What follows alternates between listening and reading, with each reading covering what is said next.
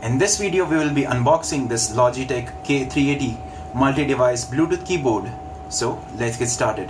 Let's have a look at the box. As you can see here at the top, it is compatible with Chrome OS, Windows, Mac, Android, as well as iOS. Let's have a look at the MRP. Here it is stated that it is approximately 3000 rupees, but I got it for 1200 rupees from Amazon. The link to that will be down in the description below. So let's open the box up. As you can see here, you can connect 3 devices. Here is the keyboard. It has got a nice heft to it. It seems very durable. Here are some instructions.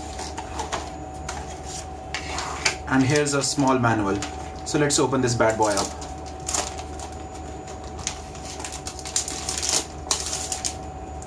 Here is the on off button, as you can see, and it comes with the cells pre-installed. As you can see, these are the smaller cells. Let's close it up.